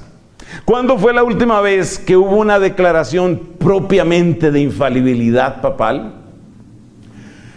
Con toda la formalidad, la última vez que sucedió fue en el año 1955, cuando el Papa Pío XII declara el dogma de la Asunción de la Virgen. Habiendo duda persistente en un número respetable de cristianos sobre si es realmente concorde con la fe afirmar que María fue asumida, en cuerpo y alma al cielo, el Papa, después de orar mucho, ayunar, consultar a todo el pueblo de Dios y sobre todo pedir la luz de Dios, declara en 1955 el dogma de la Asunción de María Santísima. No vamos a explicar aquí ese dogma, no es el tema de hoy. Hay otra ocasión en la que ha sucedido algo parecido. En el año 1994, este es un dato que pocas personas saben, gracias a Dios hay unos cuantos tomando apuntes. En el año 1994, el Papa Juan Pablo II, refiriéndose precisamente al tema de la ordenación de mujeres, después de hacer un análisis exhaustivo de la historia, los padres de la Iglesia y de nuevo orar, etc., él dijo: afirmamos, y esto lo tiene en el documento Ordinatio Sacerdotalis de 1994, afirmamos como doctrina que debe ser tenida para lo sucesivo, que según voluntad del mismo Cristo, el ministerio del orden sagrado está reservado a los varones. Esa afirmación del Papa, por el carácter que tiene, por la manera como está enunciada, según el parecer de muchos, y así lo aclaró en su momento el cardenal Ratzinger, según el parecer de muchos, es una declaración que debe tomarse precisamente como definitiva. O sea que estamos diciendo que en 1994 una, en 1955 otra, en el siglo XIX otra, que fue cuando se declaró el dogma de la Inmaculada Concepción. Y de ahí tienes que retroceder siglos y siglos para llegar a otra declaración semejante. O sea que la infalibilidad papal se refiere a poquísimas afirmaciones, y solamente cuando se trata de datos discutidos, persistentes, que es necesario aclarar. Ese es el caso de esas afirmaciones. ¿Eso quiere decir que el resto de las palabras que dice el Papa no tienen ningún respeto y que valen lo mismo que lo que diga Fray Nelson o diga cualquier otro? Claro que no. Las palabras del Papa significan mucho para nosotros, nos ilustran y nos guían muchísimo en muchas cosas, pero no tienen carácter de infalibilidad. Y por razones serias, por razones graves y profundas, es posible cuestionar algunas de las enseñanzas ordinarias, no dogmáticas, ordinarias de los papas. Esa es la primera aclaración que hay que hacer. Segundo, hablemos un poco sobre el tema del celibato. Por favor, no confundir el tema del sacerdocio de las mujeres, que ya lo hemos aclarado, con el tema del celibato. ¿El tema del celibato qué es? El tema del celibato no es una revelación bíblica. No es revelación bíblica. ¿Eso qué quiere decir? Eso quiere decir que en principio es una disciplina que tiene la iglesia. ¿Qué significa una disciplina? Es una norma interna que la iglesia ha aplicado durante siglos a la inmensa mayoría de nosotros los sacerdotes. Una disciplina. ¿Esa disciplina qué razones tiene? Pues esa disciplina tiene razones que uno las comprende precisamente mirando la historia de la iglesia. Le voy a comentar solo algunas de esas razones. Piense usted una cosa, piense en la palabra disponibilidad. ¿Por qué fue posible la evangelización desde México hasta la Patagonia? Porque había sacerdotes que podían ser enviados por sus superiores, que eran los provinciales primero y después los obispos. ¿Qué sucede cuando una persona está casada y tiene hijos? Que eso es lo que estamos hablando aquí. Aquí no estamos hablando del gusto por la mujer. Aquí no se trata de tener mujer. Aquí se trata de tener familia. Porque es que hay gente que cree que el tema del celibato es asunto simplemente de tener mujer. No, aquí estamos hablando de tener hogar. ¿Qué pasa con el sacerdote que tiene hogar? ¿Qué es lo que sucede con los sacerdotes en el mundo ortodoxo y con algunos pequeños grupos en la Iglesia Católica? Aclaremos de una vez cuáles son esos pequeños grupos. Mire, hay un grupo de sacerdotes que son conocidos como sacerdotes de rito greco-católico. Los sacerdotes de rito greco-católico son sacerdotes que históricamente estuvieron muy vinculados al mundo de Oriente. Y esos sacerdotes conocieron la fe y vivieron la fe durante siglos y siglos como la viven los orientales, es decir, con sacerdotes casados. Pero cuando se dividieron, los orientales se dividieron del Papa y se separaron del Papa, estos otros, los greco-católicos, dijeron: nosotros queremos seguir con el Papa.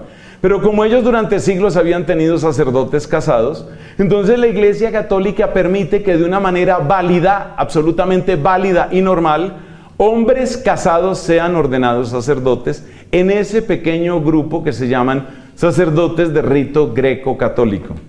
¿Dónde se encuentran sacerdotes de rito greco-católico? Se encuentran en la parte oriental de Europa. Puede encontrarlos usted, por ejemplo, por zona, qué sé yo, de Rumania o de Bulgaria o cosa parecida. Son sacerdotes católicos, tan católicos como este servidor, están en plena comunión con el Papa Francisco como este servidor y son casados. ¿Ha conocido usted, Fray Nelson, sacerdotes casados? Sí, los he conocido. ¿Cómo ha sido la experiencia con ellos? Buena. Con las señoras, no tanto. ¿Por qué? Porque resulta que una mujer es como Dios la hizo. Es decir, Dios la hizo, ¿cómo la hizo Dios? Hermosa, tierna, humilde. Mujeres, tápense los oídos para poder seguir predicando. La mujer va a velar por los hijos.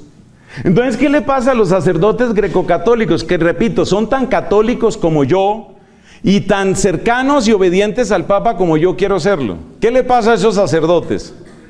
Que si un sacerdote de esos, el obispo le dice: mira, pongamos la historia aquí en Bogotá, te necesito para una parroquia en Ciudad Bolívar. Entonces la señora dice: bueno, entonces, amor, por favor me dejas tu WhatsApp, porque nuestros hijos no necesariamente se van para ese lugar. Resulta que la manera como está hecho el corazón, como están hechas las entrañas de la mujer que es mamá, es para eso. Lo mejor para los hijos. Ni siquiera la mujer muchas veces piensa en ella misma. Ella piensa, lo mejor para mis hijos. Y cuando ya tenemos un buen barrio, ya tenemos una buena casa, ya tenemos una buena escuela, ahora ese obispo, uy, es que ya me cae gordo. Ahora viene ese obispo con que te traslada. Entonces, ¿qué ha sucedido donde hay sacerdotes católicos? ¿Dónde más he conocido yo sacerdotes casados, válidamente ordenados? Celebran una misa tan válida como la que yo pueda celebrar. En la ciudad de Bari, Italia, hay un centro ecuménico. Ahí conocí sacerdotes casados que están afiliados, o no sé cómo se llama, pertenecen al Patriarcado de Moscú. Allá los conocí. Yo estuve en Eucaristía con ellos. Eucaristía tan válida como la que yo puedo celebrar. Entonces, ¿cómo funcionan las cosas para los grecocatólicos que están en comunión con el Papa Francisco? ¿Cómo funcionan las cosas para estos sacerdotes ortodoxos como los que están en comunión con el Patriarca de Moscú? ¿Cómo funcionan? Pues son sacerdotes que nunca se mueven. ¿Y por qué no se mueven? Porque las señoras no quieren moverse, básicamente por eso. Y yo entiendo perfectamente a esas mujeres. Es verdad que en algunos lugares esta obra que se llama El Camino Neocatecumenal tiene una cosa que se llama familias misioneras, y es verdad que hay mujeres que agarran sus hijos, que además los del Camino Neocatecumenal tienen muchos hijos. Es verdad que algunos de ellos agarran su cantidad de muchachitos y se van para hacer misión en otras partes, pero todos sabemos que esa es una inmensa minoría, una exigua, debo decir, corregir los adjetivos, una exigua minoría de las mujeres. Las mujeres no quieren eso, las mamás no quieren eso. Una mamá quiere estabilidad y quiere lo mejor para los hijos. Entonces, para decirlo de una manera, no me la tomen irrespetuosa, los sacerdotes casados se convierten en funcionarios estables de un solo sitio. Eso es lo que ha sucedido con la ortodoxia. Esa es la manera como ha sucedido. Mire, desde México, repito, hasta la Patagonia chilena y argentina, todo ha sido evangelizado, mejor o peor, como lo quieras decir. Eso incluye la Amazonía, si dicho sea entre paréntesis. Todo eso ha sido evangelizado. ¿Y ha sido evangelizado por quiénes? Por personas como yo, célibes. Entonces, si yo soy célibe y si yo estoy a disposición de un provincial, entonces a mí me pueden mandar. Me pueden mandar por distintas razones. Y así es como evangeliza la iglesia, y así es como crece la iglesia. Lo demás, ¿cómo es? Lo demás es como les gusta a las señoras. Primero el hogar, primero los hijos. ¿Y está mal que una mujer quiera eso? No, está muy bien. Entonces, ¿qué le toca a un obispo? Entrevistaban a un obispo grecocatólico que tiene de ambos. Eso tiene que ser muy difícil. Tiene sacerdotes casados y tiene sacerdotes célibes. Y entonces, con toda la diplomacia que suelen tener los obispos, él explicaba, es muy difícil con los sacerdotes casados, porque el sacerdote casado ya tiene al obispo, pero también tiene en casa una obispa. Y así resulta que es muy difícil, porque la obispa tiene sus propios proyectos. De eso habla 1 Corintios capítulo 7, cuando dice San Pablo que estos van a sufrir la tribulación de la carne. No se refiere al deseo sexual. No entremos en detalles exegéticos. Tribulación de la carne es eso, que tú quieres evangelizar el mundo y tu esposa quiere que tú estés bien organizado ahí en la casa, porque se necesita que le des ejemplo a los niños. O lo contrario, la señora quiere ir al grupo de oración, la señora quiere ir a familia espiritual, y el esposo dice, ¿y qué hace con tanta rezadera? ¿Por qué va allá? ¿Qué es lo que tanto dan allá? ¿Qué es lo que hacen? Eso se llama tribulación de la carne. No es tan fácil para los casados. Es un carisma bello, es un carisma difícil, es una vocación ardua. Entonces uno se da cuenta que cuando se habla de celibato no es capricho. Esa es la manera de darle agilidad a la iglesia. Y los escándalos, permítame un sorbito, ya le explico los escándalos. Y los escándalos no tienen que ver con celibato o no celibato. A medida que siguen investigándose los casos de abuso, entonces, por ejemplo, hace un par de meses, o cosa parecida, salió un primer informe de abusos de pastores casados, pastores protestantes, gente casada en Estados Unidos, hombres que duermen con la señora, hombres que seguramente pueden tener una vida íntima muy intensa, toda la que quieran, Y son hombres que tienen una cantidad de escándalos, incluyendo escándalos de pederastia. Es que la pederastia no se soluciona con una mujer, y con esto quiero cerrar ese tema. Es que una mujer no es un parche para un hombre, ni un hombre es un parche para una mujer. A mí me parece que es un insulto, y lo digo en nombre del amor que le tengo a la mujer como criatura bella que es de Dios. Es un insulto a la mujer tratarla como si fuera un parche para los intentos de depravación de un varón. ¿Usted se da cuenta de lo que nos están diciendo con esa idea? Esa idea de que como hay tanto sacerdote desordenado y depravado, entonces que se casen mejor. ¿Usted sabe lo que me está diciendo? ¿Usted cae en cuenta? ¿Usted está oyendo lo que dice su boca? Lo que usted me está diciendo a mí es que esa mujer es la que le va a poner un parche a los intentos de depravación de ese hombre. Eso es lo que usted está diciendo. Una mujer no es eso. Una mujer no es para solucionar el apetito sexual desordenado de un varón. Esa no es una mujer. Una mujer es un ser precioso, amado por Dios, por ser ella quien es. Y es en alianza libre como ella debe entrar al matrimonio. No para solucionar un problema de un hombre. Así como un hombre tampoco debe solucionar el problema de una mujer. Y ustedes y yo sabemos muy bien que cuando una persona entra en alianza matrimonial para solucionar un problema, lo que hace es crear otro problema. Ese hombre que se casa para sanarle las ganas de matrimonio que tiene esa mujer, porque es que ella siente que o se casa o se case, ¿cómo es que decimos? O se casa, ¿cómo es? Se casa, así se muera de eso. Solucionarle el problema del matrimonio a ella, eso no es casarse. Un hombre que se casa por solucionarle el problema a ella no se casa bien.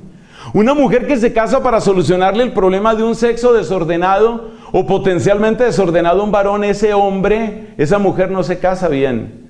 Entonces dejemos de hablar del celibato como si fuera una solución. Y por favor, mujeres, háganse respetar cuando se habla de estos temas. Sobre todo las jovencitas, aprendan a argumentar de estas cosas.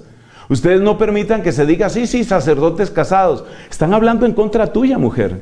Están diciendo que tú eres un remedio para un varón y tú no eres eso. Tú eres hija preciosa de Dios. Tú eres hija del Rey. Y tú realmente mereces ser tratada como lo que eres. Templo hermoso del Espíritu Santo. Que entras en alianza libre, en una unión santificada por Dios en el sacramento del matrimonio es otra cosa. Bueno, unas últimas palabras sobre, por ejemplo, este tema de idolatría. Mire, yo he publicado el día de ayer, creo que fue ayer, he publicado un artículo sobre este tema de unos rituales indígenas que se hicieron en los jardines del Vaticano. Yo les voy a decir con todo respeto, con el amor que le tengo al Papa Francisco y todos los días oro por él y gracias a Dios, se está difundiendo mucho una oración que yo publiqué en internet. En mi propio canal ya son más de 15,000 personas que han recibido esa oración y por lo visto la han escuchado, la han hecho. Y todos tenemos que orar y vamos a terminar esta reunión precisamente orando por el Papa Francisco. Pero eso no significa que nosotros tengamos que caer en una especie de papolatría. Mire, por palabras del mismo Papa Francisco, esa imagen se supone que representaba a la Pachamama.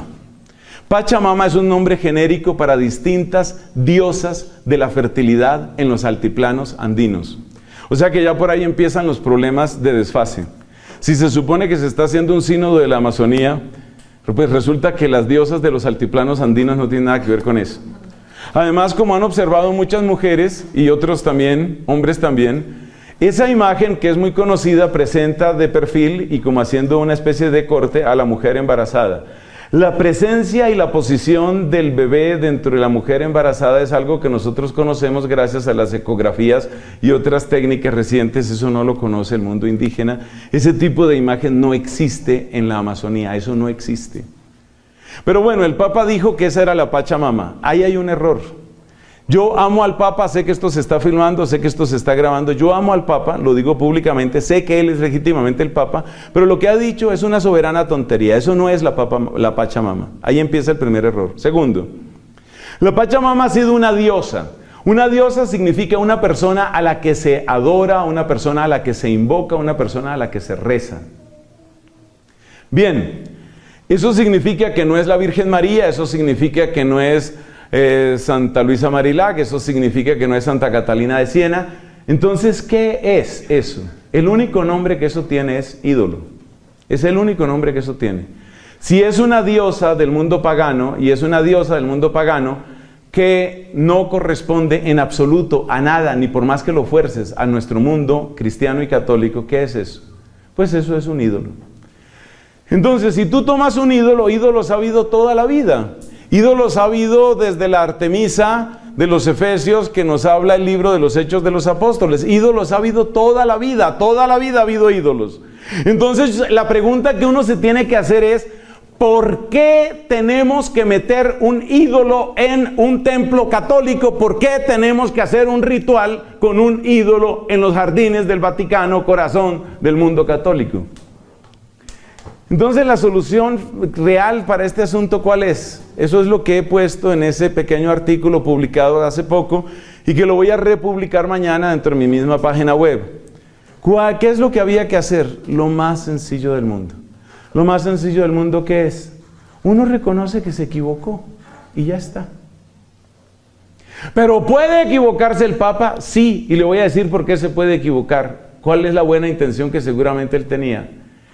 El Papa tiene una especie de obsesión de la que tenemos que aprender todos, y esa obsesión es: no podemos encerrarnos en los límites actuales y visibles de la iglesia. Por eso él repite a todas partes y con todos los tonos: la iglesia tiene que salir, tiene que ser iglesia en salida. ¿Y usted sabe lo que yo pienso de la iglesia en salida? Yo pienso, amén, de acuerdo, total. Esa preocupación que ha sido una característica del papado de Francisco, esa preocupación por ser iglesia en salida, yo no solo la justifico, sino que la aplaudo y trato de practicarla según el carisma y la misión que yo tengo dentro de la iglesia. Entonces, en su interés y en su preocupación por llegar a todos, no es la primera vez que resultan este tipo de cosas. Hay un señor por allá, un ateo, que cada rato entra, por lo visto, como Pedro por su casa, nunca mejor dicho, entra al Vaticano como Pedro por su casa, entrevista al Papa y luego sale diciendo barbaridades. Que el Papa parece que no cree en Dios, que el Papa no cree en la divinidad de Cristo. Eso hace mucho daño.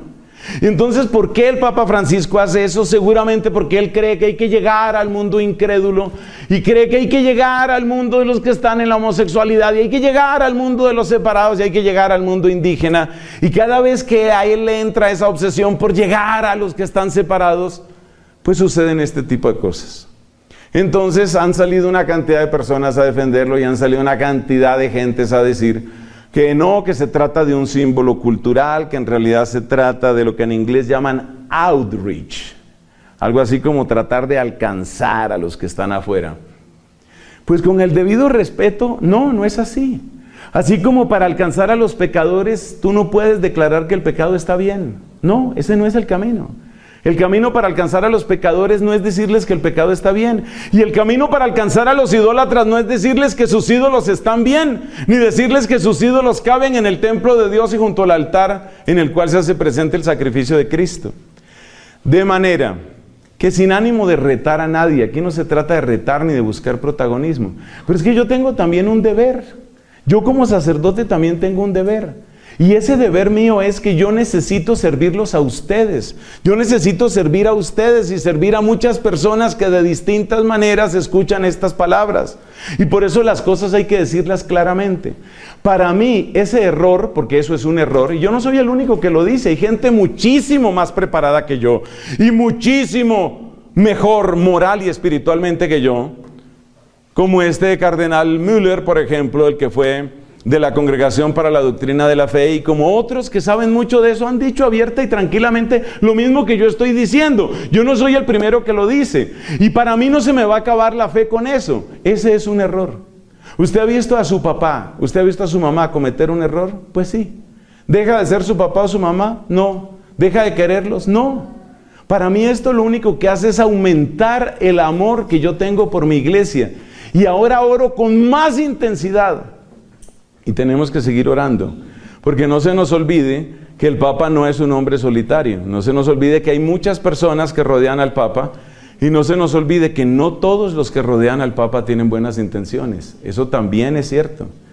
Y hay muchas personas que sabemos mucho, que sabemos muy bien qué intenciones tienen y no son buenas. Entonces, ¿esto a qué nos mueve? Esto nos mueve a orar por el Papa. No nos vamos a obsesionar con el Papa. No vamos a decir, se acabó la iglesia, estos son los últimos tiempos, guarden agua, alimentos no perecederos. No vamos a decir eso. lo que vamos a decir es, oren, oremos. Y oremos mucho. Y oremos con mucho amor, porque de nuestra oración humilde pueden esperarse muchas cosas. Muchas hermosas cosas. Entonces les invito a que terminemos este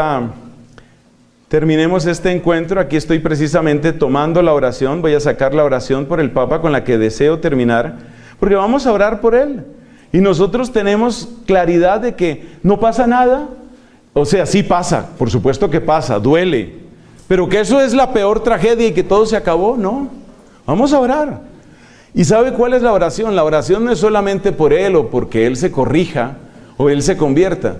La oración también es para que nosotros no perdamos los oídos, óigame, no perdamos los oídos para aprender lo mucho bueno que se puede aprender de este Papa, porque ha sido un valiente en decir muchas cosas que nadie había dicho.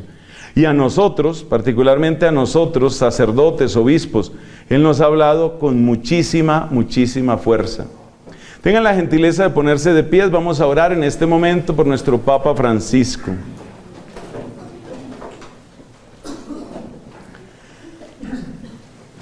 Como voy a leer la oración, en este momento lo que pido de ustedes es una unidad grande de corazones. Por favor, lo que ustedes puedan ofrecer de amor, de oración, de penitencia por Francisco, por nuestros obispos, por toda esa curia en el Vaticano, de verdad que se necesita. Es que yo pensaba, y permítanme una frase más, yo pensaba, si un simple sacerdote como es este servidor, a veces tiene que vivir tantas cosas y hay tantos ataques, ¿qué no habrá? ¿Qué no habrá contra el vicario de Jesucristo? En el nombre del Padre, y del Hijo, y del Espíritu Santo. Amén. Una oración por el Papa Francisco.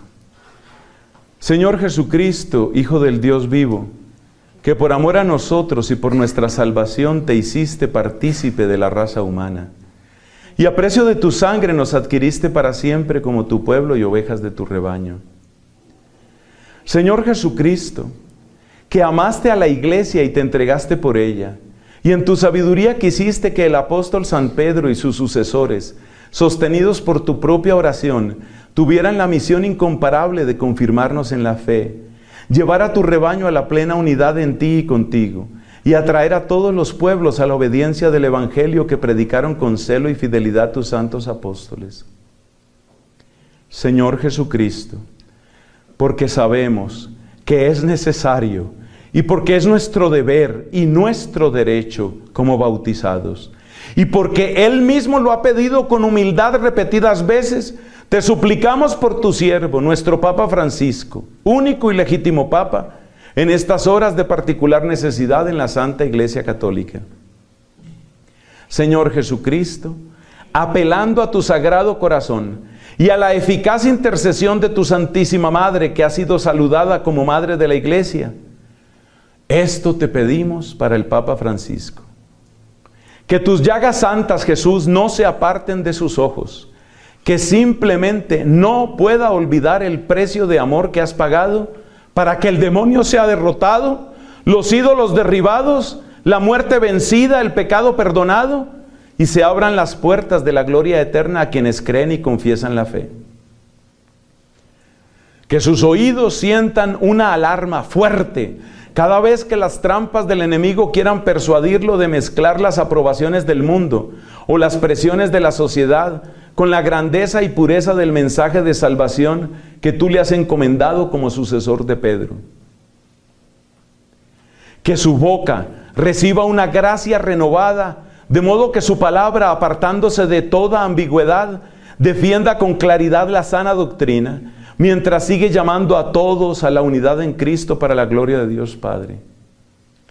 Que sus pies se orienten sin cesar hacia tu gloria, Jesús, buscándote en el silencio del sagrario, reconociéndote en el testimonio de las Escrituras, predicando tu evangelio con palabra diáfana y ardiente, y siempre sirviéndote, especialmente en los más pobres, es decir, los que menos saben de ti, Señor, puesto que no hay mayor miseria que ignorar cuál Dios nos ha amado tanto.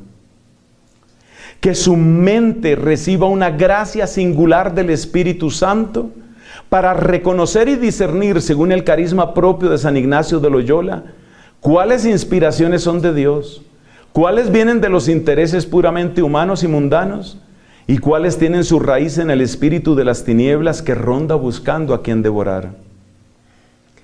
Que sus manos realicen cada vez mejor la labor de cuidar el rebaño tuyo, Jesucristo, de modo que sea físicamente incapaz de firmar o apoyar lo que ensucia, confunde, degrada o niega la fe, la que defendieron los mártires, y en cambio tenga pulso firme para guiar el timón y conducir de nuevo la nave de la iglesia a su ruta propia, más allá de los escollos e intereses de este mundo que pasa. Y finalmente te pedimos, Señor Jesús, que el corazón del Papa sea sumergido en el fuego de tu propio corazón, de modo que pueda corregirse de sus faltas, ya que todos las tenemos, y pueda predicarnos con fuerza y mucha luz sobre las raíces de nuestros pecados y de los males que hoy se ciernen sobre la tierra. Estas intenciones ponemos sobre tu altar, Jesús. Esta súplica repetimos con humildad y constancia porque nos has dado a amar tu evangelio y tu iglesia, Jesús. Compadécete de nosotros, Señor. Perdona nuestros muchos pecados y llega hoy con toda tu fuerza y tu majestad al corazón del Papa. Tú vives, tú reinas con el Padre en la unidad del Espíritu Santo por los siglos de los siglos. Amén. Gloria al Padre, al Hijo y al Espíritu Santo. Como en el principio, ahora y siempre, por los siglos de los siglos. Amén. Dios, amén. Dios, amén. Dios, amén. Dios, amén. Dios, amén. Dios, amén. Dios, amén. Dios, amén. Dios, amén.